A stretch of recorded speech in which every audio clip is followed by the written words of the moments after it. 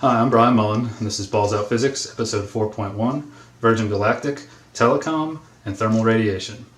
Now, I posted a link in the description below to a video called Space is Hard. It was made by my friend Droid Fuel, who's spent a lot of time making videos about some of the stuff, some related things that I've been talking about, and he's also become a pretty good friend of mine.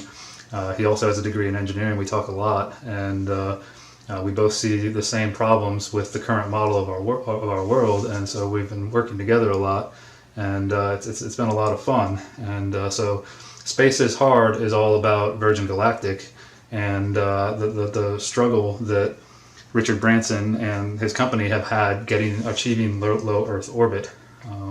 He also made a video on gravity and the relativity issues, the history of it, and the holes that seem to be in the story, so to say. He spends a lot of time on these videos, so please watch his stuff. It's all pieced together with music and voiceover, and he spends a lot of time doing this, and he says it's a lot of work, and to be honest, it sounds like a lot more work than just standing up here and flapping my gums with a marker. So show him some love, please. Watch his videos, they're great. Need to motivate him to make some more, because they're very good. Great talking points too. And they're usually only about 5 or 6 minutes long, so that's not something you have to sit and pay attention to for a while, like I'm sure my videos are. So anyway, back to his Space is Hard video. A couple of the key things I want to point out are, in 1999, Richard Branson announced Virgin Galactic, and it's a company to basically travel the stars eventually, and he announced shortly after the announcement of the company that consumer or commercial tickets would be available to fly on commercial flights into low Earth orbit as soon as 2007, and that never happened. In fact, they've still never made it. They're having a lot of trouble achieving low Earth orbit, and that's kind of strange because in the late 50s. The Soviet Union was able to put a dog into orbit with no computers, no internet, no prior knowledge, no tons of aerospace engineers out there with experience, and Virgin Galactic can't do it. And then you can go farther and say in 1961, John F. Kennedy announced that we were going to go to the moon, and then 8 years later we did it once and then 5 more times, apparently. And I struggle with that one, but they went to the moon and came back. That is such a huge feat compared to achieving low Earth orbit. Low Earth orbit, or LEO, if you remember from the last video, is where is basically the thermosphere, and where satellites and the International Space Station and all these thousands of objects are supposed to be. And we've been shooting them up there all the time, and Virgin Galactic hasn't been able to do it in 16 years with the internet and all of this experience. Now you could say it's because they're using planes instead of using the ground launch pads, because SpaceX has been able to do it, but SpaceX has only worked with NASA so far and hasn't offered to bring any of us civilians up into space, which really is unfortunate because we really want to go. There's tons of people on this earth that want to go. Virgin Galactic's already sold a lot of tickets to some very wealthy people, and they still haven't been able to get any of them into space. So I'm struggling with this one as well. And so Droid Field actually recently enlightened me to this. I didn't even think about the connection between Virgin, or the misconnection, as you could call it. The how surprising it is that they haven't been able to get into low Earth orbit. And so I went to Virgin's website, and I found after a few clicks that they claim only 553 people have been into space. That's not a lot of people. 553 human beings ever. There's a lot of human beings in the world right now. That's a small amount of people. We have to trust them that they're telling us the truth about everything they've done. And the majority of them have all held some type of rank, commander, etc. So that means they signed a contract with the government. And some contracts that you sign with governments prevent you from telling the truth even if you want to. Now, that's speculation. I'm not saying that they're liars, but I have a lot of trouble believing that things are in low Earth orbit. So, just putting that out there. It's something to consider. Doesn't prove anything, but it is an issue. So,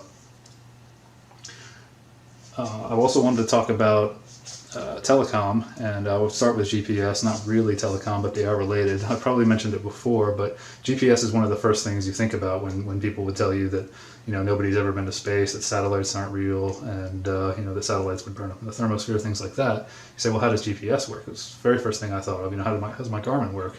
That I don't use anymore thanks to cell phones, but it's supposed to work off of satellites, and I actually have an ATV that has GPS on it that worked way back in the early 2000s, and so I wonder, so that was one of the things I thought about too. How does that work? And when you really start to dive into all this and research the history of GPS, you'll find that during World War II, GPS was actually developed, and it went into service in 1947 before any satellite was launched, and so it actually worked using relay towers, and it could still be working the same way. That is a possibility, but the general consensus is that it works off of satellites, but there is a way it could work without them. And then that leads into, we had satellite phones in the 80s and the 90s. People, usually fairly wealthy people were using satellite phones. We had cell phones with towers too, but there were also satellite phones. They did exist. And then all of a sudden the mobile boom takes off, and, well, actually I think they might have been all satellite, but anyway, the mobile boom takes off in the early 2000s and late 90s, early 2000s, and we start building towers everywhere. And a few years ago I was doing a little bit of telecom work, as we call it, and companies will hire structural engineers the mobile providers hire structural engineers to analyze towers for putting more equipment on them. A lot of times, these companies are competing with each other so fiercely that they're trying to provide more bandwidth to their customers to grow their customer base. And so, they're putting more and more equipment, upgrading equipment, putting more loads on these towers, and to the point where we actually reinforce towers sometimes. The tower is maxed out with the amount of equipment it can support for wind loads and things like that they start reinforcing the base of the towers and the truss members and everything else, depending on what type of tower it is, to allow for more equipment. In some cases, they even build a new tower right next to an existing tower because we're trying to expand to all these mobile providers. But when I started thinking about this back then, I got into it. I thought it was really interesting at first. And the first thing that hit me is, why don't we just use satellites? We have to cut down all these trees. We have to build all these towers on Earth, and we launch all these satellites into space. There's so many up there. Couldn't we figure out a way to use them, or launch a few more? They seem to be so efficient. We have satellite TV, direct TV, stuff like that. So why are we building all these towers? If we're going to take TV into space, why wouldn't we take mobile phones into space, or the mobile phone service into space? It was very puzzling for me back then, but I just kind of shrugged it off, didn't really think too much of it. And then I got into other work where people are running fiber optic lines through cities to put more antennas up on the roofs of buildings. Just antennas all over the place. It just didn't add up for me, but I figured there must be a reason for it. But now I think that reason might be something else. I'm sure you know if you watched the last episode. So that was very puzzling for me. But in the last episode, in episode 4, I talked about conduction and convection, but I didn't talk about thermal radiation, and I didn't do that on purpose because I had looked into it, and I wanted to see what people said. I wanted to see what kind of rebuttals I got with black bodies and everything we're taught, how things radiate in space, and because I knew I had to talk about that in a separate episode because I wanted to explain the thermosphere and all that, and I didn't want to ramble on for an hour. So. Thermal radiation, I think the best place to start is how it works on Earth before you go into space to talk about it. And I want to start with an engine. I think this is the easiest way, a car engine, easiest way to explain it. Here I have an engine and a radiator, and for you gearheads out there, I'd imagine that this is a 4.0 liter straight 6 out of a Jeep. Just what it looked like to me after I drew it. So we've got our radiator, we've got our hoses, our rubber hoses that transfers coolant to and from the engine, liquid cool. Almost all cars nowadays are liquid cooled, and so that's what antifreeze. You typically have a mixture of antifreeze and water in your radiator. Typically you just call it coolant that that if you fill your radiator, and actually the fluid flows into the engine, and there's water jackets in the engine to allow the fluid to pass all through the engine and absorb heat through conduction, convection, whatever you want to call it, into, absorb the heat from the engine and then send it back into the radiator, where air, if you're driving, if you're moving, air is blowing through the front of the radiator, and the coolant's trickling down through little channels in the radiator, and the cooler air is passing through little slats. I'm going to draw like a front.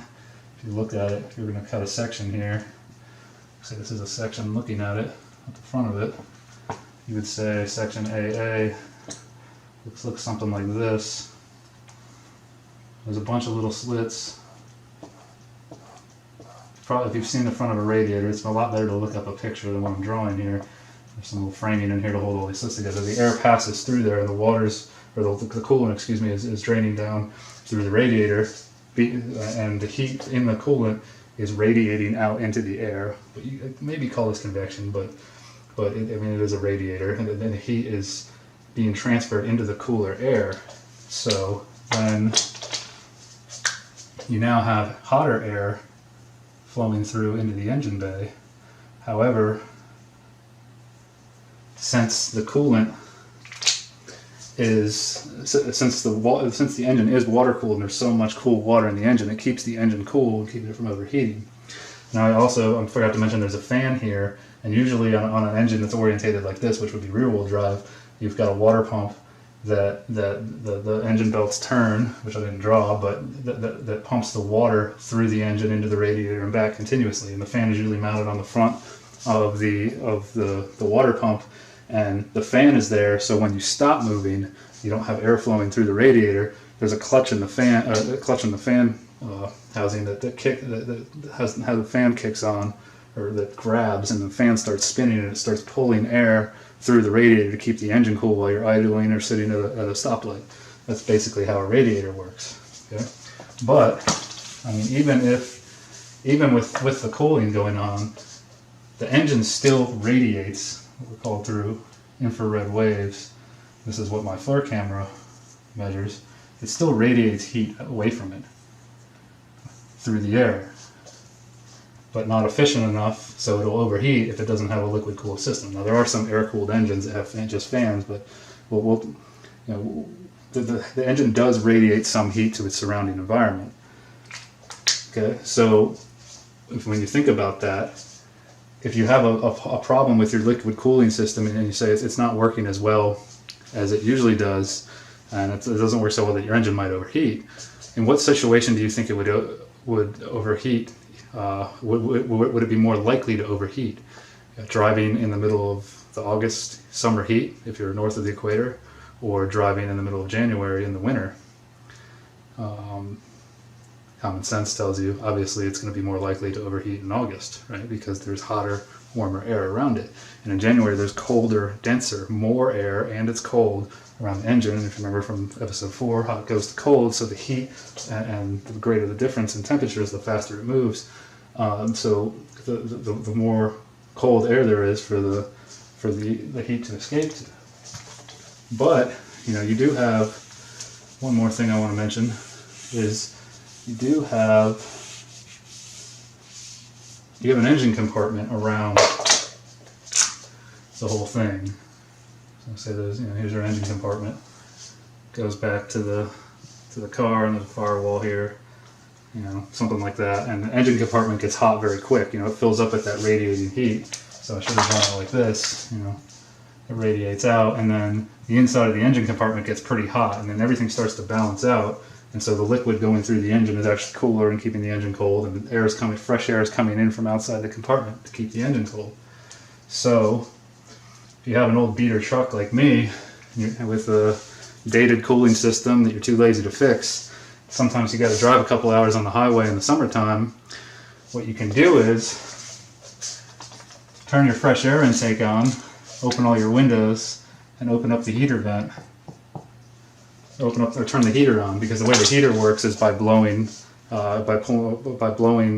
air, or blowing cabin air or fresh air across your coolant through a steel line or something, and that allows heat to come into the the cabin. So when in the wintertime, this is how heating in cars works. So if you're ever overheating and you're on the highway and you don't want your engine to blow up, turn fresh air, turn the heater on. It works really, really well. So, I mean, if you got all the windows open in your car too, it's the same thing as the engine compartment. It lets heat escape to the cooler air outside. I mean, it's still hot outside because it's summertime, but it's definitely a lot hotter in this engine compartment.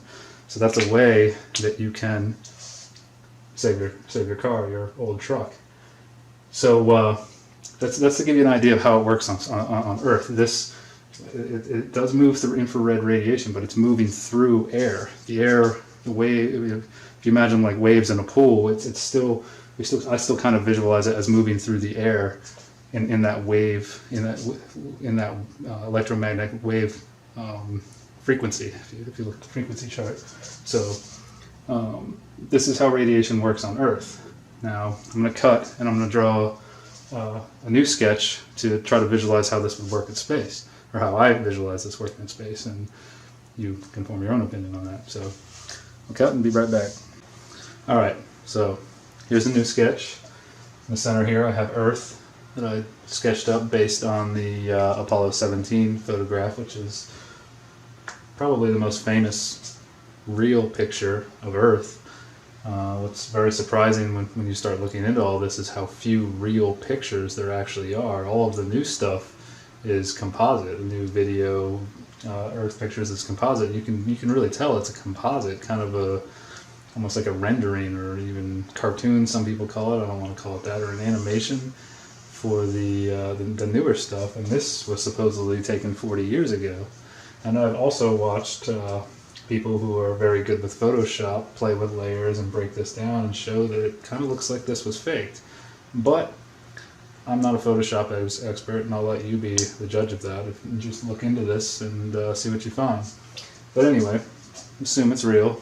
Apollo 17 photo. We've got Africa, Madagascar, Saudi Arabia, Iran, and India up here. That's the footage that's in a lot of our textbooks, or the picture that's in a lot of our textbooks. And so I'm assuming that the sun is over here, and it's 100 times the diameter of Earth, so all of the light should be, or the majority of the light should be engulfing Earth, theoretically.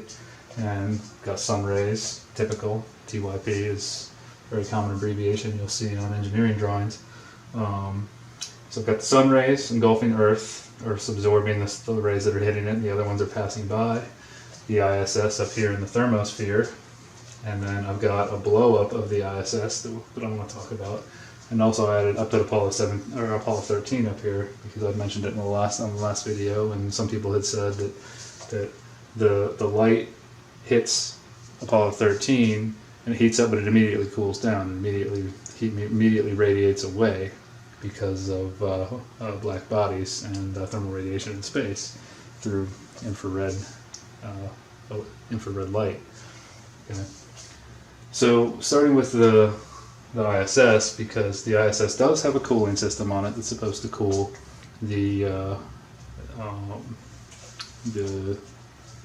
I'm looking for solar panels. And so, I kind of looked into that a little bit before I made episode 4, but I figured I would get people commenting about that, about the ammonia-based cooling system. It's a liquid cooling system, just like I described with the engine.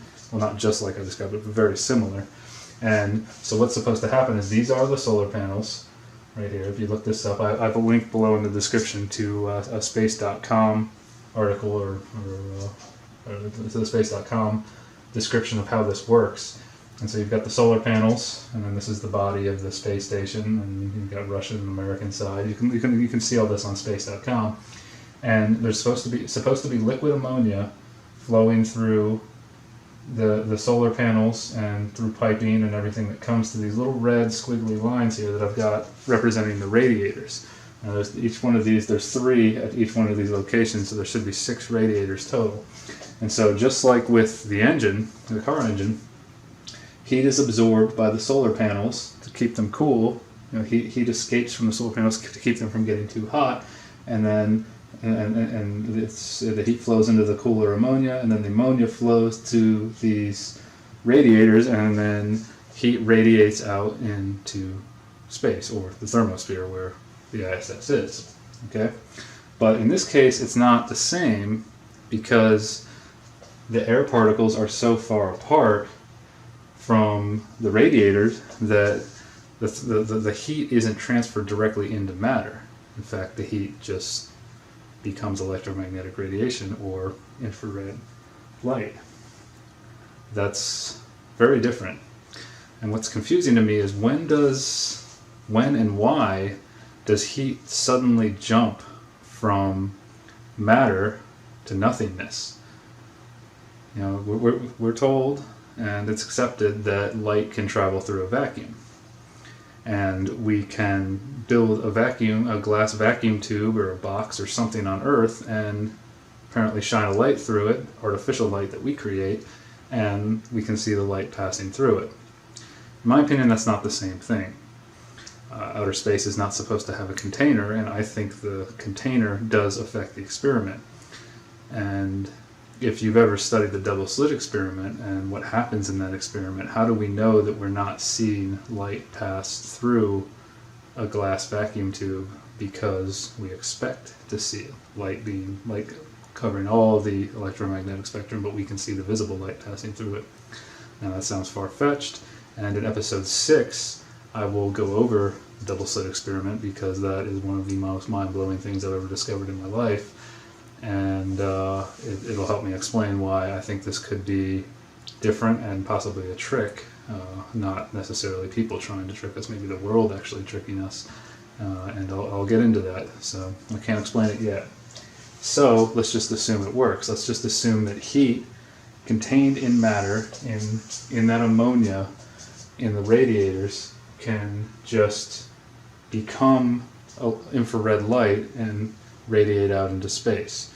And since space is so much colder, or the black bodies in space, because this is the theory, that there are black bodies in space that absorb all of this heat or this electromagnetic radiation, it escapes from the station and it doesn't get hot. Okay? And my first question when I started thinking about this is, what about satellites? Do all of the satellites have these ammonia-based cooling systems too? Because they have solar panels as well. They're going to need to cool those solar panels. So maybe they do. But that's a lot of ammonia-based cooling systems. And have we been using those since we started launching satellites? I don't know. So that's the question there. And then Apollo 13, the argument against why it doesn't get hot is because the light hits it and then it immediately radiates away through. It immediately becomes infrared radiation. And the body of the space station is supposed to reflect that supposed to reflect electromagnetic light so it doesn't get hot, and the same with astronaut spacesuits, etc. That's a tough one for me, but assume it works. Okay? So infrared radiation, or infrared light, radiates away from these little radiators out into the void of space, where theoretically I would say it's infinitely cold compared to everything else. It's theorized that out in space there might be locations where absolute zero is obtained. If you've never heard of this, absolute zero is the theorized temperature at which atoms stop moving. Things freeze completely. The electrons, protons, whatever, the stuff that makes up the atom stops moving. And that is roughly negative 273 degrees Celsius, or 0 Kelvin. We actually have a temperature scale based on this, and that's what Kelvin is. And if you want to convert Kelvin to Celsius, all you have to do is subtract 273 degrees from whatever temperature you have in Kelvin, and that'll be your temperature in Celsius. So just some food for thought there on the idea of absolute zero, which we've never been able to attain on Earth through experimentation, but that makes sense because heat's always going to find its way to what we're working on somehow. But we have achieved some very, very cold temperatures, which is very interesting. So, all right, heat escapes these objects through infrared light. So it's not, the heat just becomes infrared light. That's the way I interpret it. And so here in the thermosphere, where we've got these hot temperatures, I crossed out sphere because I'm not sure what the Earth is, so I'm going to try to refer to these as the thermo layer, because layer works on a sphere or flat or concave, whatever. So then the thermo layer, even though the temperatures are this high, the particles are too far apart, so they don't transfer heat to the station, but they also don't transfer heat away from the station. So they're kind of doing nothing. And infrared light is doing it all. Right? And so somebody actually posted this on my last video. I looked through some PowerPoints, but I hadn't seen this one, and this one I like. It looks like it came from European Space Agency and a college course. But I've got a link posted this below, so you can go through the slide if you want to. And it's 66 slides, but I wanted to focus on radiation here. They go over the means of heat transfer, and then they state that radiation is how it's done in space. So we have the characteristics of radiation: propagation of electromagnetic energy in a straight line between surfaces separated by absorbing, scattering media, which they have crossed out because that's what happens on Earth with the engine example. That's what the air is around the engine. That's what it's considered, absorbing, scattering media. It absorbs the heat and scatters it out to colder areas of the air for heat to radiate away from the engine, or air traveling through the radiator, etc. But then they say it happens or in a vacuum. So in a vacuum, it also works, which is, it's two very different situations in my opinion, but it works in a vacuum. Okay. Hence, without matter displacement. So on Earth we do have matter displacement with thermal radiation, but in space we don't. It's totally different, which is somewhat confusing. Okay, and it's reflected, absorbed, or transmitted on surrounding bodies. And so in space, what they do is they assume this idea of a black body is either real or a fictitious surface. So, and my guess is it's generally fictitious because they don't have an actual body they can use for analysis, but it's real or fictitious, and it absorbs all incident radiant energy from every direction at every wavelength. Okay? And so radiated energy depends only on temperature. See that? So that's how it's supposed to work in space. Well, the thing is, we can't test this. The majority of us human beings here on Earth, only 553 people have been able to witness this in action, allegedly. So we have to take their word for it. We can test the car engine, as everyone knows car engines get warm, and you can see coolant flowing through a radiator if you open the cap on a radiator. Now, only do this if the engine is cool or running at operating temperature and not overheating.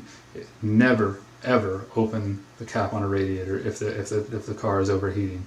You may be tempted to do that to cool it down, but you will get burned. And I was stupid and did it once, and I'm very lucky that I didn't get very badly burned from it. I was very young and naive.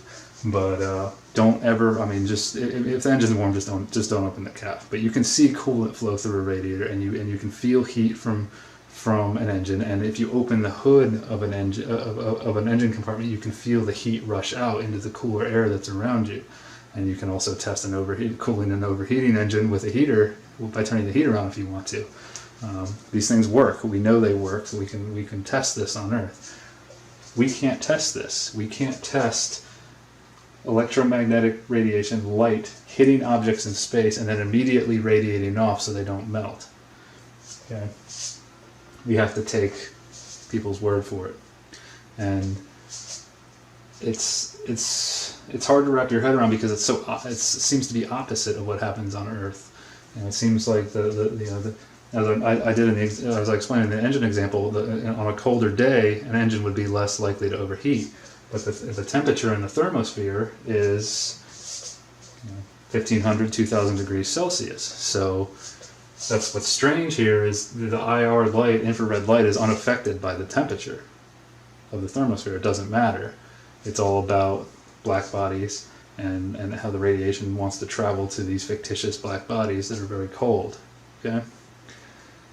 So that's how it works, and let's assume that it does work, that that electromagnetic or that infrared light can transfer heat away from bodies in space.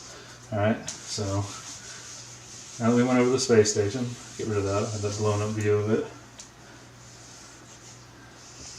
So Apollo radiates away its heat. We know that, or that's what we're assuming, that it works. ISS radiates away its heat. So now, you might be wondering, like I am, what about Earth? Earth, we're told, as I explained in episode 4, Earth gets warm because the atmosphere, the particles in the atmosphere, the air, absorbs light, electromagnetic radiation from the sun, and becomes warm. That heats it. Okay? So, light is coming from the sun and hitting this side of the Earth, and it's being warmed, right?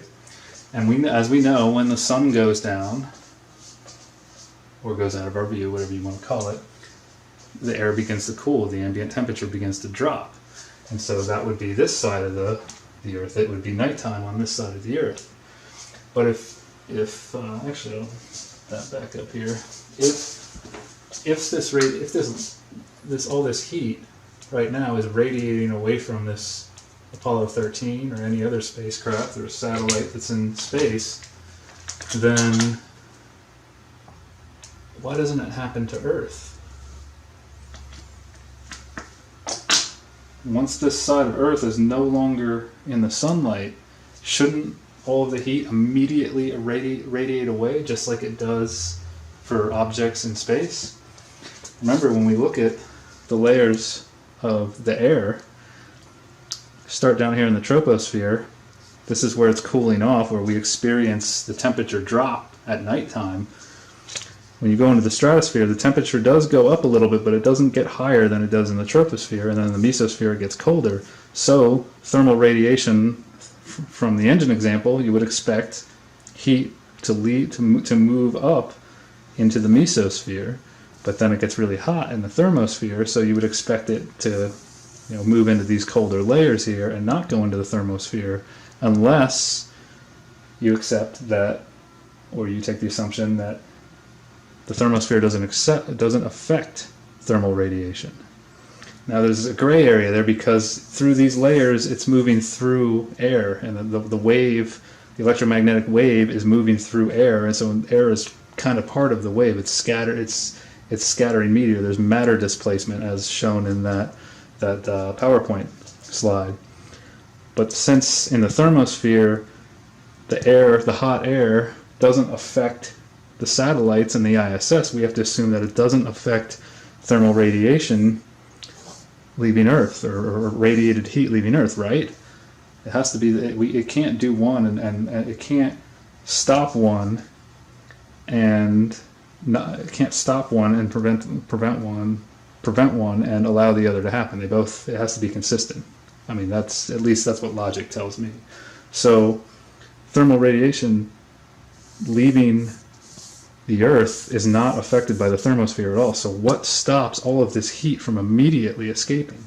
And these fictitious black bodies are very, very cold in space, and we assume that there's very, very cold mass out there in space, and that all of these objects up here, the ISS, the Apollo capsules, whatever, space shuttles, everything immediately radiates the heat away so it doesn't overheat. So wouldn't that happen here on this side of Earth? What's stopping it? Why all of this heat would immediately radiate out of space? This side of Earth would freeze. We'd die. We couldn't survive here if this is what happened. That's just the way I see this, looking at it logically. I mean, even if you make a fire, that heat is gone. It's just immediately, without the sun there warming the atmosphere, we would get very, very cold, just like everything else, right? Just like all the other objects in space. This should all happen the same way. That's very puzzling, because we know one thing we can test is we can go outside at night, and yeah, it's colder, but we don't freeze to death.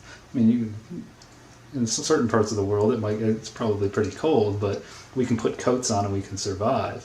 But the ISS, according to NASA, without it's cool. Its ammonia-based cooling system would see temperature swings between 250 degrees Celsius and minus or Fahrenheit and minus 250 degrees Fahrenheit. I think it's around 150 degrees Celsius, well over the boiling point of water, and minus 157 degrees Celsius. I said 150 and minus 157, something like that. It's I mean, very huge temperature swings, but with their heating and cooling system, it's controlled. But Earth doesn't have an ammonia-based heating and cooling system. It's just got air around it. And so what keeps all this heat from escaping? You might think, when I first started thinking about this, I thought, okay, maybe some of this heat from over here where it's getting hit by sunlight makes its way over here. But no, space is colder. The assumed black bodies in space are cold. So the heat would be going this way too. It wouldn't come over to this area. I mean, the heat would just be trying to get away from Earth as fast as it possibly can. So that doesn't make sense to me.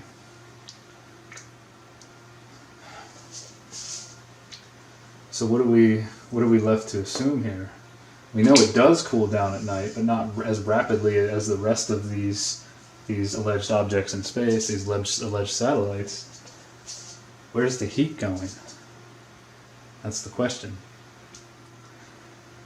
Well, if you've been following around with my other videos that I made in between episode 4 and this one, then we, the truth-seeking community, this amazing community of people asking questions and working together to try to find the truth for no other reason than to find the truth. Sorry, I'm very excited about that. It's so awesome. But we may have come to a conclusion of where it's going, and I'll talk about that in episode 4.2. So think about this. Where is this heat going? Now, one more thing I want to say, because I still don't, there might be an explanation out there for this, but I like to try to think things through on my own. Why does heat that's contained in matter suddenly jump to electromagnetic radiation, infrared light, where there's no mass? You know, like we said, infrared electromagnetic radiation can travel through a vacuum. We're assuming that is correct, but what makes it jump? And when I really started thinking about this, I remembered the most, I'm sure you've seen this equation before, the most famous equation that we've all heard of, I'm sure, is E equals mc squared. I'm sure you've heard of this equation, right? Everybody's heard of this. What this says is energy, or heat, or the amount of energy contained within a unit volume is actually the definition of heat. People have called me out on that, and temperature is actually the measure of energy in the particles, but semantics, in my opinion. Heat, energy, is equal to mass times the speed of light squared. But we have energy moving through nothing. There's no mass because light doesn't have a mass, or sometimes they say photons do have mass. They don't have mass, do they? I don't know. But infrared radiation, does it have mass? But there's no particles in the thermosphere. And as you get into the exosphere and out into space and farther away from Earth, there's very, very few particles, not enough for waves to travel through. So the waves are traveling through nothing, because here on Earth, when electromagnetic waves travel through the air, it's kind of like waves traveling through a pool. Like, you can't see it, but they are moving, they're displacing matter. Matter is being affected by the waves traveling through them. But in space, there is no mass. So if mass, isn't mass zero? This becomes zero. 0 times something is always 0. So energy is 0. So heat's 0, well, what? Very confusing. I'm sure there's probably a complicated explanation for this, but this is very simple math here. This equation is very well accepted, especially when it comes to nuclear power. So, what's going on? How can things in space be so different than on Earth? And what I always go back to, yet we theorize dark energy because of the conservation of angular momentum, which we've tested and shown works on Earth. But then some of our laws seem to get defied right around Earth, and it just doesn't add up for me. And so this is why thermal radiation wasn't, and black bodies and all of this kind of complicated reasoning isn't logical to me. This equation was thought up by Albert Einstein. Most people know that. And Albert Einstein said that if you can't explain something simply, then you don't understand it well enough. Well, the general public, people that are paying for all of this space travel, all these satellites, we're the ones paying for this. We are asking for explanations for these things that don't make sense for us. And we don't want complicated explanations, and the man who came up with this equation, the unofficial poster boy of science, in my opinion, everybody knows who Albert Einstein is, probably the first scientist you think of when you say, hey, name a famous scientist. He said that if you can't explain something simply, then you don't understand it well enough. So we need some simple explanations for this. We're tired of complicated explanations. A lot of people haven't had all the math that these scientists have had, and engineers and everybody else. You're throwing out equations with derivatives and integrals and all kinds of calculus, and it just confuses people. They don't want to try to figure out the answer that way. And if you have to explain it with calculus, then you don't understand it well enough. I think. I agree with Einstein on that one. So we have, again, 553 people to trust, the majority of whom sign contracts with governments, and how can we trust that they're telling us the truth? Many people aren't trusting government anymore, and I don't trust the government very much. One of my favorite memes out there is those who trust the government probably didn't pay attention in history class, because governments have done some very bad things to people over the years, and they're pretty much responsible for more death and poverty and suffering than anything else. So why are we trusting government agencies to tell us what our world is? I don't know. Getting too philosophical, I guess.